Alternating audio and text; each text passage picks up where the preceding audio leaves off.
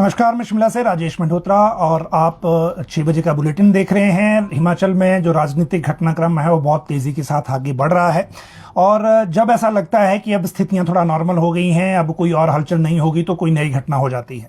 आज देखिए, अगर पूरे हिमाचल की नज़र जिस घटनाक्रम पे अचानक पड़ी वो ये थी कि जो निर्दलीय विधायक 3 थे वो दिल्ली से एक चार्टर्ड फ्लाइट में जुब्बड़हट्टी एयरपोर्ट पे उतरते हैं। अचानक उनको सूचना मिलती है कि इनको बीजेपी को भी और विधानसभा सचिवालय को भी कि ये मिलने आ रहे हैं विधानसभा स्पीकर से। स्पीकर वहां मौजूद नहीं थे, आए, रिजाइन किया और वापस चार्टर्ड फ्लाइट में दिल्ली के लिए उड़ गए।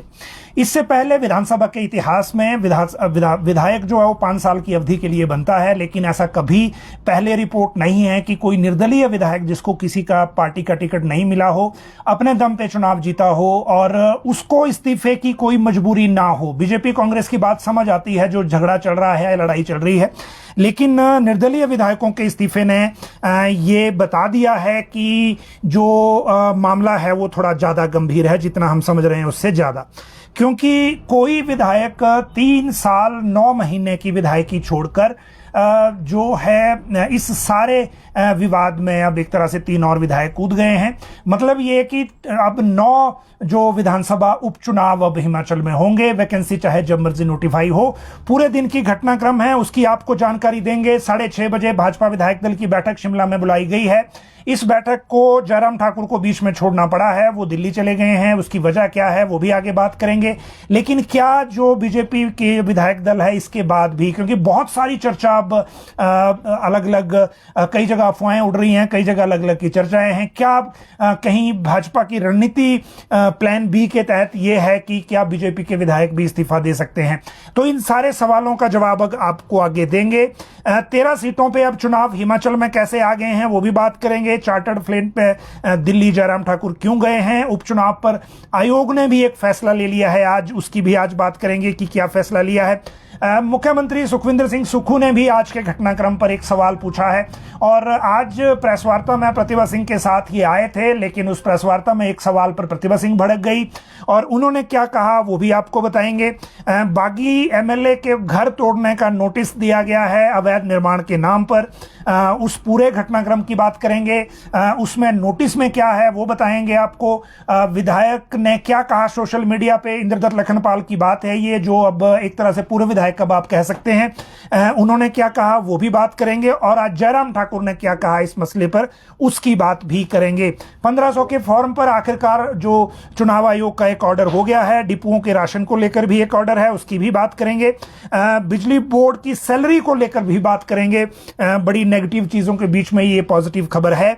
और साथ में जो एक्सीडेंट एक हुआ है अनफॉर्चुनेट, जिसमें 3 लोगों की डेथ है, उसकी भी आपको जानकारी देंगे। तो ये आज के जो प्रमुख कुछ मसले हैं जिनको लेकर आज हमने बात करनी है। और फिर जो ये पूरा पॉलिटिकल घटनाक्रम है इसको लेकर भी आपको पूरी तरह से ये जानकारी देंगे कि किस तरह से आगे चीज़ें बढ़ रही हैं एक एक करके।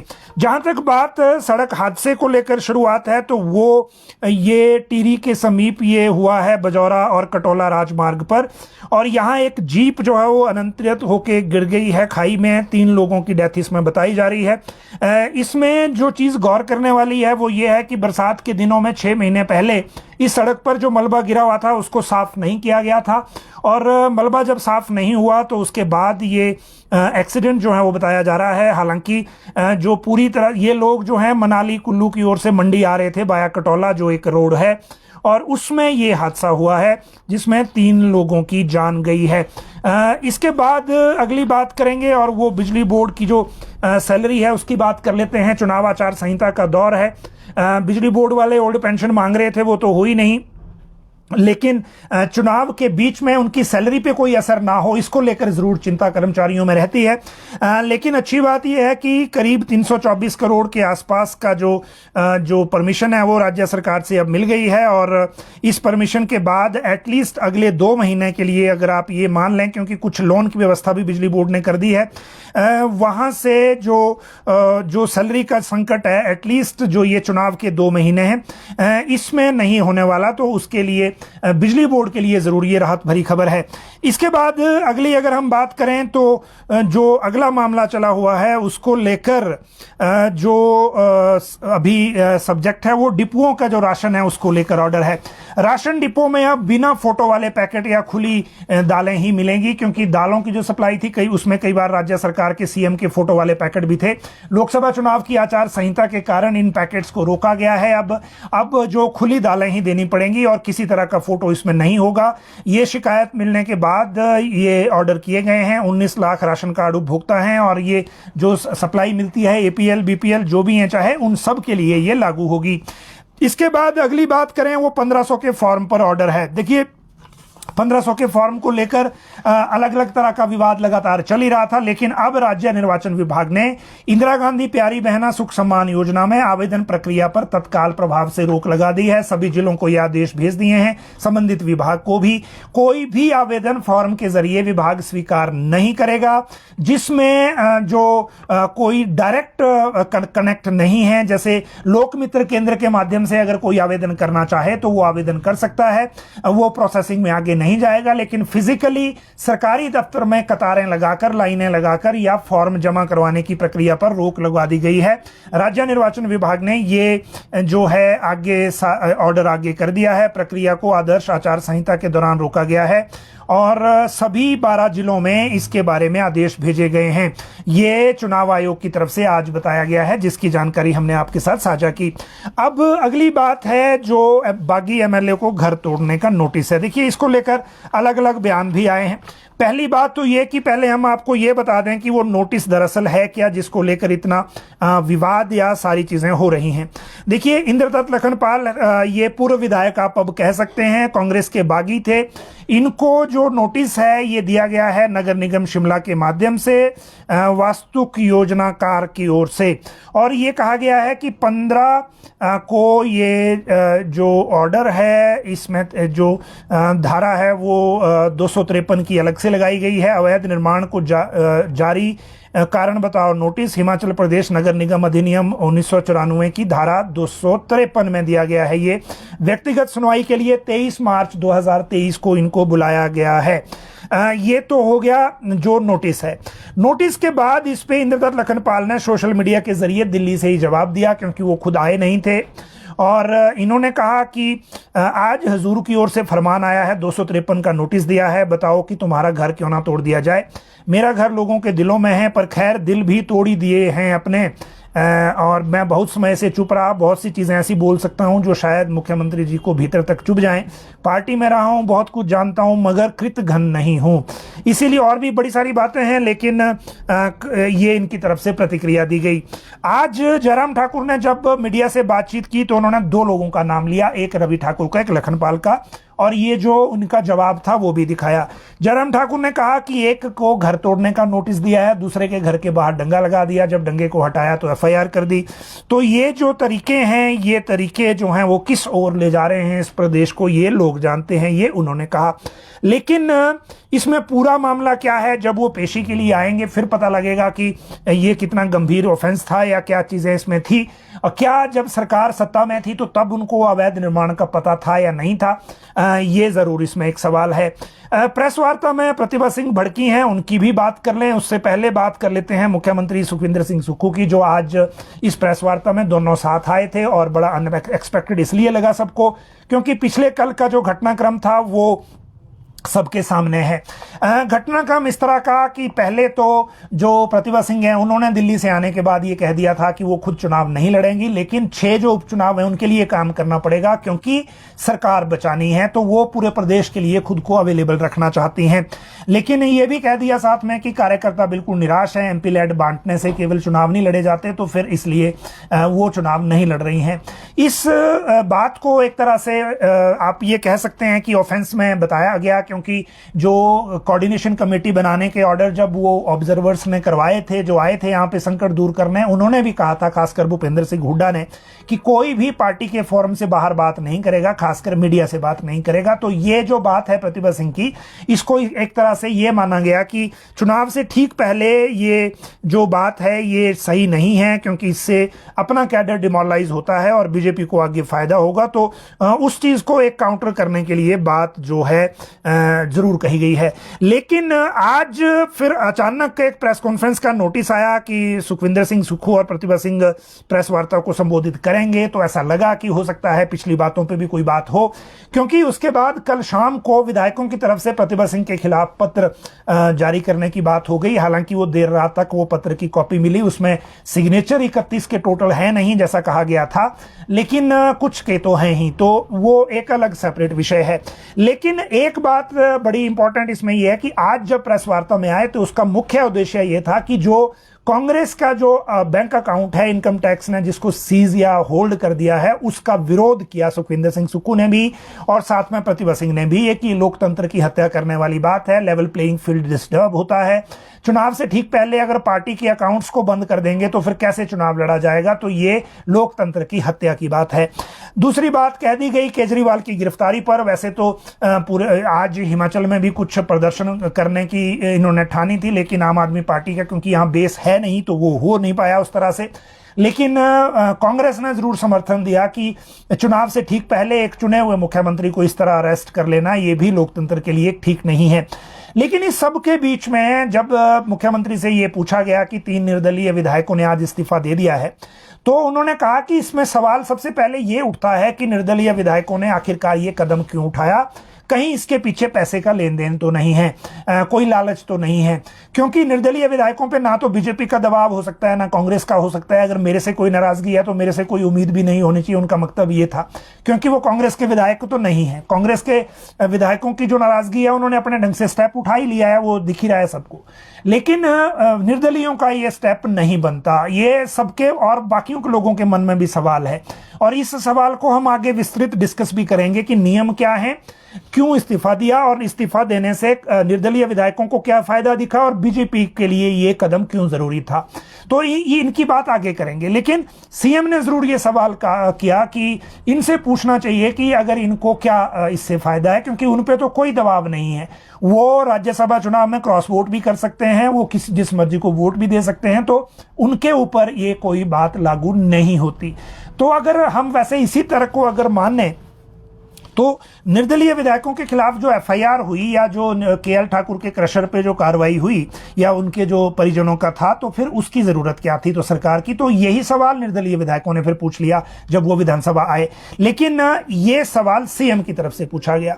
वहां प्रतिभा सिंह भी मौजूद थी, इसलिए मीडिया वालों ने एक और सवाल कर दिया कि जो आप कहती हैं कि सीएम काम नहीं करते और वो चुनाव नहीं लड़ेंगी, तो उस पर प्रतिभा सिंह एकदम गुस्सा हो गई और उन्होंने कहा कि आप मेरे मुंह में शब्द डाल रहे हैं, मैंने कहीं नहीं कहा कि मुख्यमंत्री काम नहीं करते, मुख्यमंत्री के खिलाफ कुछ नहीं कहा है, अगर कहीं कहा है तो दिखाइए, अदरवाइज अपने शब्द वापस लीजिए। इस तरह से जो मैडम जो है भड़क गई और फिर उसको जिस तरह से कंट्रोल किया मुख्यमंत्री ने चीजों को, और आगे ज्यादा सवाल जवाब ना हो इसके कारण प्रेस वार्ता को जल्दी ही खत्म करके वहां से चले गए। तो इसका मतलब जो बाद में जब वहां से निकलने लगे तो निकलती बार जब सवाल पूछे गए तो मुख्यमंत्री ने यह जरूर कंफर्म किया कि प्रतिभा सिंह ने निजी कारणों से दिल्ली में भी जिस बैठक में इनकार किया है चुनाव लड़ने से, उस बैठक में मैं भी था। और जहां तक बात बाकी चीजों की है तो उनके कहने का तरीका साफ स्पष्ट होता है, उसको लोग कुछ और ओवर एग्जैजरेट कर लेते हैं, तो ऐसा ज्यादा कोई बात उसमें नहीं है। मतलब ये कि प्रतिभा सिंह ने ये जरूर कहा है कि वो चुनाव नहीं लड़ेंगी, उस स्टैंड पे वो कायम हैं। जहां तक बात दूसरी है उसको लेकर जो है वो ये अब कह रहे हैं कि जो उन्होंने केवल 6 जो उपचुनाव हैं वो जिताने हैं, इसीलिए अगली बात वो कर रही हैं। तो ये अभी तक सिनेरियो कांग्रेस के भीतर का ये है। अगली बात अगर इसमें करें तो उपचुनाव को लेकर अब चुनाव आयोग ने भी एक फैसला ले लिया है और जिसकी जानकारी आपको होनी चाहिए। बेशक नोटिफिकेशन 7 मई को होगी हिमाचल में उपचुनाव की।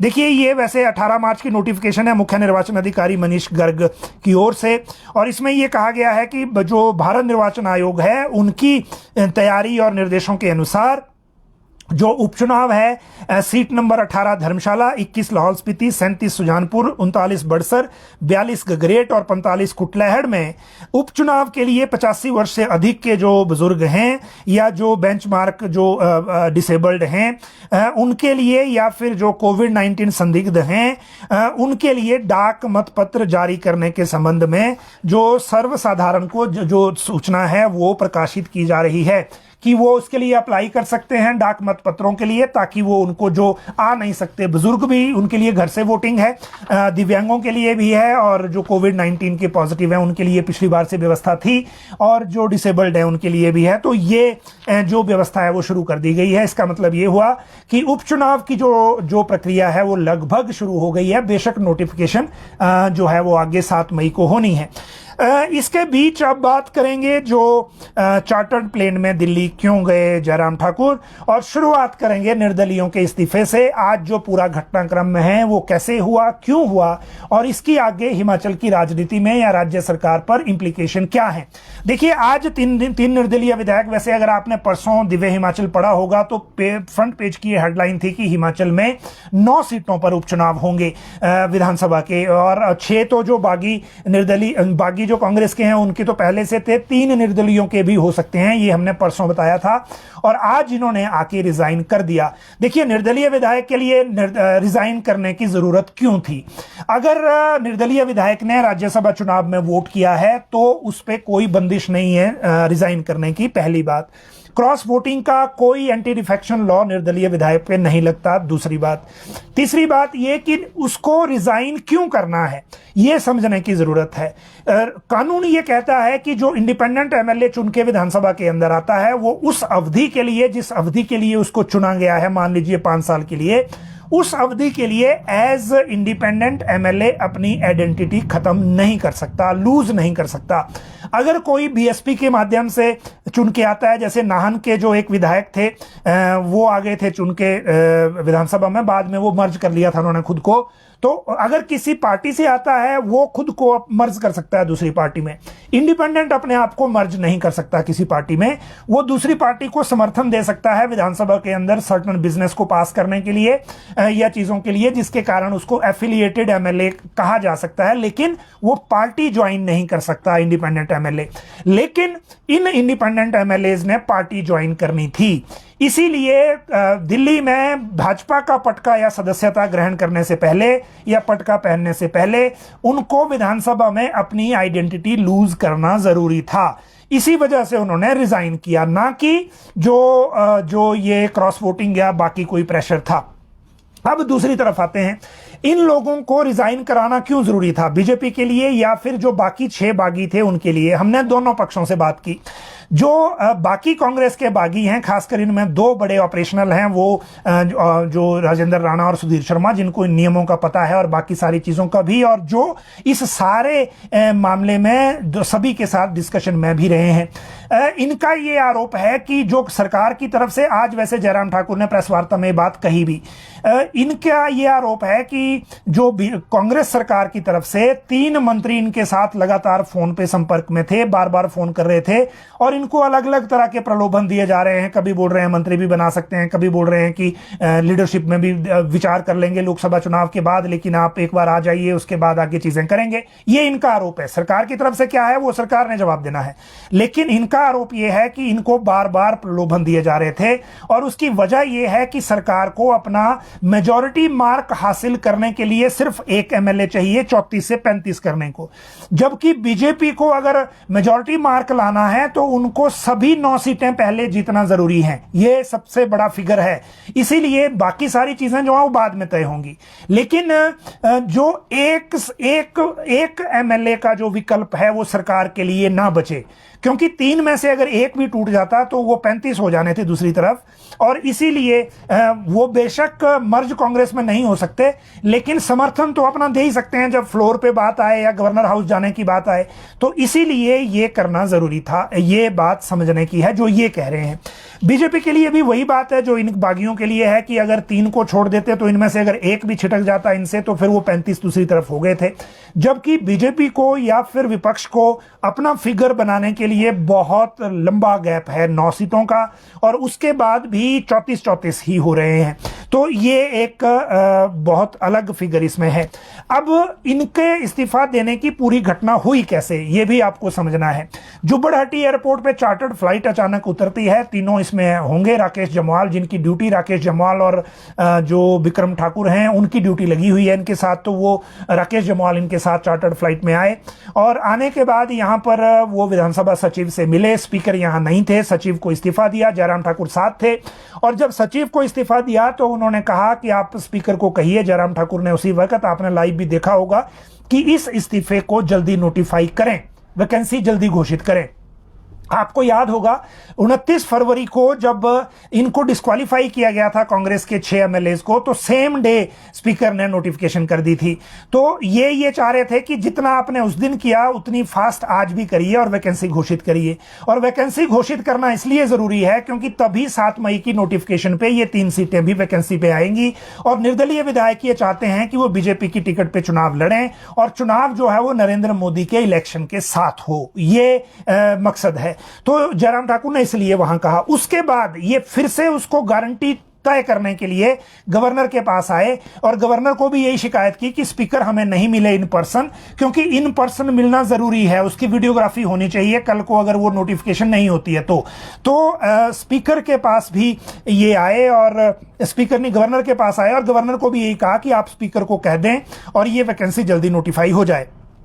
फिर ये वहां से निकले और स्पीकर के घर चले गए और वहां भी मुलाकात करके आए। अब देखिए इसमें हुआ क्या कि अब ये तो मिल ली है, लेकिन जो चार्टर्ड फ्लाइट थी उसने आज ही वापस जाना था, और जयराम ठाकुर को भी दिल्ली बुला लिया गया था। तो ये चार्टर्ड फ्लाइट में उसी में जयराम ठाकुर भी साथ चले गए और ये दिल्ली चले गए हैं। इधर 6:30 बजे पहले 6 बजे विधायक दल की बैठक रखी गई थी, भाजपा विधायक दल की, सारे ताजा घटनाक्रम पर डिस्कस करने के लिए। जयराम ठाकुर क्योंकि चले गए तो उनको विधायक दल की बैठक छोड़नी पड़ी, और गए इसलिए क्योंकि कल पार्टी कार्यालय में ये सेरेमनी रखी गई है भाजपा में ज्वाइन करने की, 6 कांग्रेस के एमएलए और 3 निर्दलीय की। तो 6, 3, 9 ये भाजपा ज्वाइन कल करेंगे, और उस कार्यक्रम में नेता प्रतिपक्ष का होना जरूरी था। राजीव बिंदल प्रदेश अध्यक्ष पहले से ही दिल्ली में हैं, तो इसीलिए जयराम ठाकुर को भी बुलाया गया। जब इनको बुलाया गया तो उसके बाद भाजपा विधायक दल की बैठक में किसको लेनी थी वो विधायक दल की बैठक, तो उसके बाद फिर सीनियर मोस्ट जो आगे, जैसे सतपाल सत्ती या विपिन परमार में से किसी की ड्यूटी लगनी थी, और वो सतपाल सिंह सत्ती को कहा गया कि वो विधायक दल की बैठक लेंगे। तो विधायक दल की बैठक अब सतपाल सत्ती लेंगे, ये अभी तक की अपडेट है। लेकिन बहुत सारे अलग एक अफवाह ये चल पड़ी कि क्या भाजपा के विधायक जो 25 के 25 है वो भी तो नहीं इस्तीफा दे देंगे ताकि दोबारा चुनाव हो, विधानसभा भंग हो जाए। देखिए इसकी संभावना बिल्कुल रिमोट है, और वो इसलिए क्योंकि जो ये निर्दलीय मिलने आए गवर्नर से, देखिए अगर ये मिलने आते विधायक के तौर पर तो फिर मसला कुछ और था। लेकिन ये मिलने आए राज्यपाल से पूर्व विधायक बनकर, मतलब रिजाइन करके, तो फिर मामला अलग हो गया। हमने राजभवन से भी इसका इनपुट लिया कि उनका आने का मकसद क्या था, तो उनकी सिंपल एक रिक्वेस्ट ये थी कि आप ये वैकेंसी नोटिफाई करवा दें, तो बाकी कोई और गेम नहीं है। तो फिर जब गेम नहीं है तो फिर भाजपा विधायक दल में भी ऐसा कुछ नहीं है कि विधायक इस्तीफा दे देंगे सारे, ऐसा कोई नहीं है। वो सब ऐसी अटकलें चल रही हैं और एक दूसरे को, जैसा कि पॉलिटिकली घटनाक्रम रहता है वो वैसे ही चला है। लेकिन इतना जरूर है कि विधायक दल में ताजा घटनाक्रम पे चर्चा होगी, आगे क्या क्या करना है, पार्टी से जो निर्देश आए होंगे उस पर बात करेंगे। और ये भी नहीं है कि केंद्र सरकार या गृह मंत्रालय हिमाचल की को लेकर बिल्कुल अनभिज्ञ है या ज्यादा ध्यान नहीं दे रहा। बड़ी सारी चीजें चल रही हैं, और इसीलिए जो आने वाले दिनों में भी सिचुएशन जो है वो अभी भी इसमें शांत नहीं होगी, कुछ ना कुछ घटनाक्रम चलता रहेगा। अगली बात है कि 13 सीटों पर उपचुनाव, वो मैंने आपको बता दिया और उसमें जो गणित है उसकी भी बात कर लेते हैं। देखिए, जो 3 ये निर्दलीय हैं, इससे पहले जो 6 विधायक थे जिसके कारण सीटें खाली हुई, जो धर्मशाला, सुजानपुर, बड़सर, गगरेट, कुटलैहड़ और लाहौल स्पीति, अब 3 जो खाली हुई, ये खाली हुई हैं हमीरपुर, देहरा और नालागढ़। अगर मैं बात करूं देहरा की, तो यहां पे इन तीनों सीटों पर जो निर्दलीय विधायक आज के हैं, इन तीनों सीटों पर जो भाजपा थी तीसरे नंबर पर रही थी विधानसभा चुनाव में। अगर हमीरपुर की बात करें तो नरेंद्र ठाकुर वहां बीजेपी के टिकट पे चुनाव लड़े थे और डॉक्टर पुष्पिंदर वर्मा जो हैं वो कांग्रेस के टिकट पे लड़े थे। नरेंद्र ठाकुर को 12,784 वोट मिले थे, पुष्पिंदर वर्मा को मिले थे 13,017 वोट और आशीष जो निर्दलीय लड़े थे इनको मिले थे 25,916 वोट। टोटल वोट पड़े थे 55,998 और 12,899 वोट से आशीष चुनाव जीते थे जो निर्दलीय थे। लेकिन इन तीनों निर्दलीयों ने 45 महीने पहले, देखिए दिसंबर 2022 में ये एमएलए बने, दिसंबर 2027 तक ये विधायक थे, लेकिन इन्होंने 3 साल 9 महीने पहले अपनी विधायकी छोड़ दी। 45 महीने पहले ये विधायकी छोड़ दी। देहरा की बात करें तो टोटल वोट कास्ट हुए थे 60,866। इसमें रमेश धवाला को पड़े थे 16,730, डॉक्टर राजेश शर्मा को पड़े थे 19,120 और होशियार सिंह को पड़े थे 22,997। ये चुनाव जीते हैं 3,867 वोट से। यहां भी बीजेपी के एमएलए, बीजेपी का जो कैंडिडेट है वो तीसरे नंबर पर रहा था। जहां तक नालागढ़ की बात है तो नालागढ़ में बीजेपी से ही गलती हो गई थी, क्योंकि जो राणा है, लखविंदर राणा, इनको कमिट कर दिया था जब इन्होंने बीजेपी ज्वाइन की थी चुनाव के दौरान ही, जब चुनाव घोषित हो गए थे तो इनको टिकट कमिट कर दिया गया था, जबकि सर्वे ये बता रहे थे कि जो वहां से चुनाव जो है वो केएल ठाकुर जीत सकते हैं। लेकिन फिर भी राणा को बीजेपी के टिकट पे तीसरे नंबर पे रहे थे। इनको 17,273 वोट मिले थे।